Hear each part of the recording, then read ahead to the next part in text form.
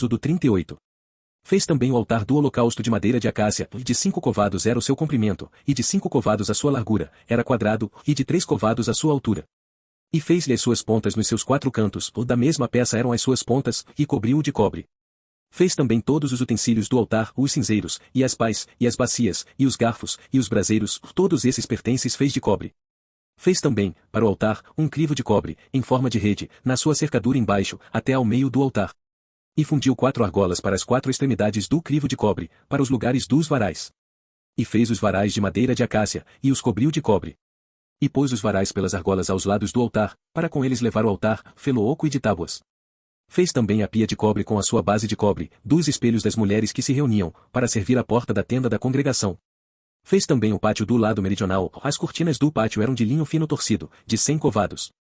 As suas 20 colunas e as suas 20 bases eram de cobre, os colchetes destas colunas e as suas molduras eram de prata.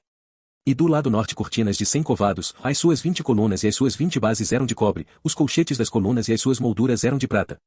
E do lado do ocidente cortinas de 50 covados, as suas colunas 10, e as suas bases 10, os colchetes das colunas e as suas molduras eram de prata. E do lado leste, ao oriente, cortinas de 50 covados. As cortinas de um lado da porta eram de 15 covados, as suas colunas 3 e as suas bases 3. E do outro lado da porta do pátio, de ambos os lados, eram cortinas de 15 covados, as suas colunas 3 e as suas bases 3. Todas as cortinas do pátio ao redor eram de linho fino torcido. E as bases das colunas eram de cobre, os colchetes das colunas e as suas molduras eram de prata, e o revestimento dos seus capitéis era de prata, e todas as colunas do pátio eram cingidas de prata.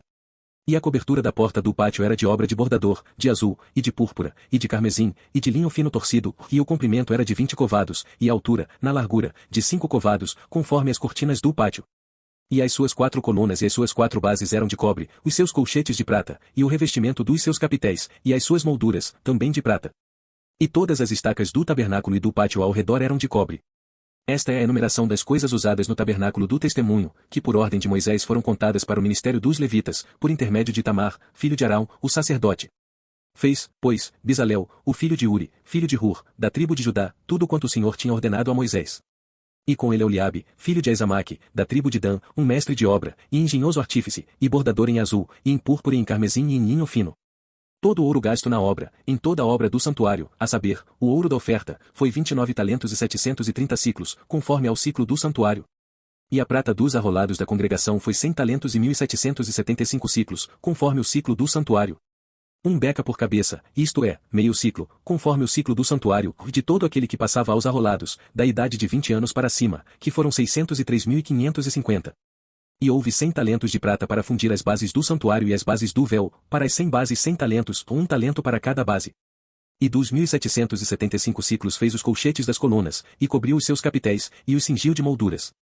Sobrescrito 2 e o cobre da oferta foi 70 talentos e 2.400 ciclos. E dele fez as bases da porta da tenda da congregação e o altar de cobre, e o crivo de cobre e todos os utensílios do altar. E as bases do pátio ao redor, e as bases da porta do pátio, e todas as estacas do tabernáculo e todas as estacas do pátio ao redor.